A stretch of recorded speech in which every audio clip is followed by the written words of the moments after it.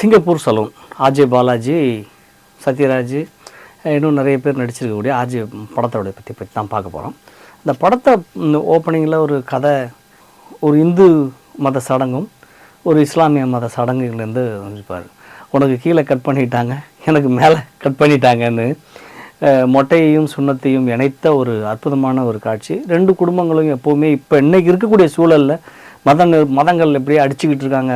ஒரு மதத்தை பற்றி இன்னொருத்தவங்க மாதிரி பார்க்குற சூழல் கிரியேட் பட்டாலும், ஆனால் இங்கே அந்த மாதிரியான ஒரு விஷயங்கள்லாம் இல்லாமல் அற்புதமான ஒரு காட்சி அமைப்பை கொடுத்துருப்பார் கோகுல். அதில் ஆர்ஜே பாலாஜி சின்ன வயசு கேரக்டராக நடித்த பசங்களும் செம்மையாக பண்ணியிருப்பாங்க. அவங்களுக்கு இன்ஸ்பிரேஷனாக ஒரு சாச்சாவாக வைப்பார் நம்ம லால் என்ன பண்ணுவார்னா, அவர் முடிவெட்டுறவர். அவருடைய ஸ்டைல், அந்த முடிவெட்டுற ஸ்டைலு, ஒரு பிச்சைக்காரனை அவர் எப்படி ரொம்ப எல்லாரும் மதிக்கத்தக்க மனிதனாக மாற்றுறாருங்கிறது தான் இவங்களுக்கு இன்ஸ்பிரேஷனான ஒரு விஷயம். அது இவரை என்னை கட் பண்ணி விட்டியே வேலையை கீழையும் அப்படின்னு ஒரு பழி வாங்கிறதுக்காக வந்த சிறுவர்கள் இவருடைய அந்த கட்டிங் ஸ்டைலில் இன்ட்ரெஸ்ட் ஆகி இவருக்கு ஆதரவாக இவர்கிட்ட ரொம்ப ஃப்ரெண்ட்ஸ்லையாக மாறிடுவாங்க. இப்படி தான் அந்த படம் ஆரம்பமாகுது. ஒருத்தனுக்கு அதுவே ஒரு பெரிய ஆம்பிஷனாக மாறி அது ஃப்யூச்சரில் நான் ஒரு பெரிய ஹேர் ஸ்டைலிஸ்ட்டாக மாறிடணுங்கிற அளவுக்கான ஆர்ஜே பாலாஜி அது உந்தி தள்ளுகுதுங்கிற அளவுக்கான இந்த கதைக்களம். இந்த சின்ன வயசுலேருந்து அந்த மிடில் ஏஜ் வரும்போது கூட அப்போ நம்ம பொதுவாக ஒரு பாயிண்ட் வரும், படிப்பு வராதவங்கள சிறைக்கிறதுக்கு லாய்க்கும்பாங்க. இப்போ இன்றைக்கி எனக்கு படிப்பு வருங்கிறத ப்ரூவ் பண்ணுற மாதிரி ஒரு 4 வருஷம் இன்ஜினியரிங்லாம் முடிச்சுட்டு நல்ல பெஸ்ட்டு ஜாப் இன்றைக்கி இருக்கக்கூடிய பிளேஸ்மெண்ட்டு கிடைச்சோம், அது வேண்டாம், என்னோடய ஆம்பிஷனுக்காக நான் போகிறேன்னு சொல்லி அவங்க அப்பா கிட்ட கொடுத்த அந்த இதை இது பண்ணிச்சிருப்பார். தலைவாசல் விஜய் அவங்க அப்பா ஒரு பையனை எப்படி பாசிட்டிவாக வளர்க்கணும், அவனுடைய இன்ட்ரெஸ்ட்டை மெச்சூரிட்டியான வயசில் எப்படி முடிவெடுக்க வைக்கணுங்கிற விஷயங்கள்லேருந்து ரொம்ப அற்புதமாக ஹேண்டில் பண்ணியிருப்பாங்க. அதே மாதிரி ஒரு இந்து முஸ்லீமுக்கான ஒற்றுமை கண்டினியூவாக படம் முழுசாக வந்துக்கிட்டே இருக்கும். இதில் ஒரு அற்புதமான விஷயம். ரெண்டாவது, சிறைக்கிறதுக்கு லாய்க்கு இல்லை முறைக்க போங்கிற கார்ப்பரேட், அதாவது எதுக்குமே லாய்க்கு இல்லாத தொழில்கள் அத்தனையுமே கிளி தொழில்கள்னு சொல்லக்கூடிய அந்த மாடு மேய்க்க போங்கிறதும் முடிவெட்ட போங்கிறதும் சிறைக்க தான் லாய்க்குங்கிறதும், ஒரு படிப்பு வராதவர்களை படிப்பதற்கு லாய்க்கற்றவர்கள் என்று திருப்பி ஒதுக்கி கொள்ளக்கூடிய விஷயங்களை இன்றைக்கி கார்ப்பரேட் மாடு மேய்க்கிறத ஒரு பெரிய தொழிலாக மாற்றி அது எக்ஸ்போர்ட்டிங் தொழிலில் இன்றைக்கி பெரிய ஃபேக்ட்ரிலையும் பெரிய பண்ணைகள் வைத்தும் வளர்க்கக்கூடிய வந்திருக்கு. அதே மாதிரி தான் நீங்கள் முடிவெட்டுறதும் பார்த்திங்கன்னா எந்த தொழிலுமே கார்ப்பரேட் நிறுவனங்கள் அதை கையில் தேவையை ஒட்டி கையில் எடுத்துக்கிட்டு அதை பெரிய லெவலில் வேறு லெவலில் பண்ணுறாங்க. இப்போ நம்ம சாதாரண முடிவெட்டுறதுக்கும் பெரிய ஆளுமைகளுக்கு பெரிய ஆளுமைகள் மீன்ஸ் பெரிய பணக்காரர்களுக்கு முடிவெட்டுறதுக்குமான இடைவெளி தான். ஒரு இடத்துல 5000 ரூபா கொடுத்து வெட்டுவாங்க, ஒரு இடத்துல 100 ரூபா கொடுத்து வெட்டுவாங்க. இந்த இடைவெளியை ரெண்டுமே முடிவெட்டுறது தான். ஆனால் பட் அவனுக்கு அந்த ஸ்டைலிஷான ஒரு விஷயத்தை கொடுக்கறதுங்கிற ஒரு நிறுவனம் வேலையை இந்த படம் அழகாக எஸ்டாப்ளிஷ் பண்ணியிருக்கு. அதில் ரொம்ப முக்கியமான விஷயம் என்னென்னா, ஒரு பெரிய சலூன் ஒரு 6 கோடி ரூபா செலவில் கட்டி இருக்கக்கூடிய சலூனுக்கு முன்னாடி ஒரே நைட்டில் அவருக்கு என்னென்ன பிரச்சனைகள் வரும். முதல்ல பில்டிங் இடிஞ்சிடும், அடுத்த நாள் வாசலில் குடிசை போட்டுருவாங்க, அற்புதமாக கட்டி வச்சு இனாகரேஷனுக்கு முன்னாடி இவனுடைய கடையை வேலை பேசுகிறதுக்கு ஒருத்தன் ட்ரை பண்ணிக்கிட்டே இருப்பாங்க. இன்டீரியருக்காக ஒரு 1.5 கோடி ரூபா வாங்கி அதுக்கான செலவுகளும் இருக்கும்.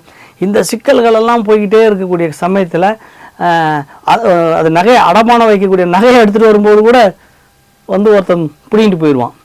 இப்படியான சிக்கலான சூழலில் என்ன நடக்குது, அதுக்கு பிறகு அதை எப்படி மீட் அவுட் பண்ணுறாருங்கிறதான் இந்த கதை. ரொம்ப அற்புதமாக நடிச்சிருப்பார் ஆர்ஜே பாலாஜி. சத்யராஜ் பின்னி படல் எடுத்திருப்பார் மாமனாரா அந்த கேரக்டர். நம்ம கூடவே ரோபோ சங்கரும் சத்யராஜ் காம்பினேஷனும் படம் செம்ம காமெடி. ஒரு கஞ்சத்தனமான மாமனாராக ஒரு சத்யராஜ் இப்படி ஒரு வித்தியாசமான கேரக்டரில் நடிச்சது நான் இது வரைக்கும் பார்த்ததே இல்லை. கோகுல் ஸ்கிரிப்டை அப்படியே நூல் பிடிச்ச மாதிரி எழுதியிருக்காரு.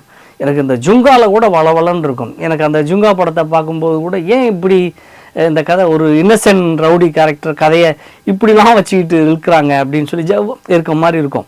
பட் ஆனால் இதில் ஒரு ஒரு ரூல் இருந்தது, ஒரு கரெக்டான ரூல்ஸ் அண்ட் ரெகுலேஷனுக்குள்ளே உட்கார்ந்த மாதிரி அந்த கதை இருந்துச்சு. எங்கெல்லாம் நம்ம சோர்ந்து போகுது, என்னடா அது ரொம்ப சோகமாக போகுமோன்னு நடிக்கும்போது ஒரு ட்விஸ்ட்டு. கதையில் ஒரு படம் பார்க்குற அந்த 2.5 மணி நேரம் ஃபீலே கிடைக்கல. ரொம்ப அற்புதமான ஒரு படம். எனக்கு உண்மையிலேயே நான் பல படங்களை விமர்சனம் பண்ணியிருந்தாலும் இந்த படம் எனக்கு வந்து ஒரு நல்ல மனநிறைவை தந்த படமாகத்தான் பார்க்குறேன். அதே சமயம் ஒரு சோஷியல் ஸ்ட்ராட்டஜி ரெண்டுமே இணையணும். ஒரு பெரிய நிறுவனங்களும் சாதாரண அடித்தட்டு மக்களும் ஒடுக்கப்பட்ட மக்களுமான கலை, இந்த டான்ஸுங்கிற விஷயத்தையும் இணைக்கக்கூடிய ஏரியா தான் ரொம்ப பெரிய விஷயம். அதை விட ரொம்ப முக்கியமான ஒரு விஷயம் சொல்லணும்னா, இந்த ஆலமரத்தை இடிச்சிட்டு தான் அந்த பில்டிங் கட்டியிருப்பாங்க. ஆயிரக்கணக்கான கிளிகள் அப்படியே அந்த அந்த ஆலமரத்தில் இருக்கும். ஆனால் அந்த ஆலமரம் இருந்த இடத்த திருப்பி திருப்பி திருப்பி அதை சுற்றி வந்துக்கிட்டே இருக்கும். கிளைமேக்ஸே அதுதான். இந்த பறவைகள் போராட்டம் நடத்தி ஒரு வரலாறு படைச்சிருக்குங்கிறது தான் அந்த படத்தினுடைய பிரமாதமான ஒரு விஷயம். ரொம்ப அற்புதமான படம். பார்க்கறதுக்கு கண்டிப்பாக நம்ம கொடுத்த காசுக்கு ஒர்த்துள்ள படம். அனைவரும் கண்டிப்பாக பார்க்கணும். இந்த படம் வந்து எனக்கு தெரிஞ்சு ரொம்ப யதார்த்தமான ஒரு ஒரு படங்கள்னு சொல்கிற வரிசையில் இல்லைனாலும் கமர்ஷியல் ஆஸ்பெக்டில் ஒரு சரியான கலவையில் கொடுத்துருக்காப்புல. ஓவர் கமர்ஷியலும் இல்லை, அதே சமயம் ஓவராக யதார்த்தம் நிஜத்தை அப்படியே சொல்கிறேங்கிற பேரால் இல்லாமல் சில மோட்டிவேஷன்ஸ் விஷயங்கள் இருக்குது. உன் இடத்துக்கு வரவை நீ ஐயோ உன் இடத்துல ஒன்றும் பெரிய பிரம்மாண்டமாக இல்லையேன்னு இல்லை. உன் டேலண்ட்டை பார்த்துட்டு, ஆனால் டைம் எடுக்கும், உன் டேலண்ட்டை பார்த்து நீ எங்கே மூலையில் இருந்தாலும் உன்னை தேடி வருவாங்க அப்படிங்கிற ஒரு அற்புதமான விஷயத்த உன் டேலண்ட்டை ப்ரூவ் பண்ணுறதுக்கான ஒரு மோட்டிவேஷன் படமாக தான் இந்த படம் இருக்குங்கிறது தான் என் பாயிண்ட் ஆஃப் வியூலேருந்து சொல்ல வர்றேன். கெஸ்ட் ரோலில் அரவிந்த்சாமி, ஜீவா, லோகேஷ் கனகராஜ் போன்றவங்களாம் நடிச்சிருப்பாங்க. இசையை பொறுத்த வரைக்கும் பாடல்கள் கேட்கும்படியாக இருக்குது. பின்னணி இசை பிரமாதம், ரொம்ப அற்புதமாக பண்ணியிருக்காங்க. ஒளிப்பதிவும் இந்த படத்துக்குடைய தேவையான அளவுக்கான ஒளிப்பதிவு, எங்கேயும் துருத்திக்கிட்டு இல்லாமல் ரொம்ப அழகான நேர்த்தியான ஒளிப்பதிவு. தொழில்நுட்ப கலைஞர்களுடைய ஒர்க்கும் ரொம்ப பிரமாதமாக இருக்குது. உண்மையிலேயே இதுக்கு இந்த சிகை ஒர்க்குக்காகவே ஒரு டீம் ஒர்க் பண்ணியிருக்குங்கிறது மட்டும் நல்லா தெரியுது.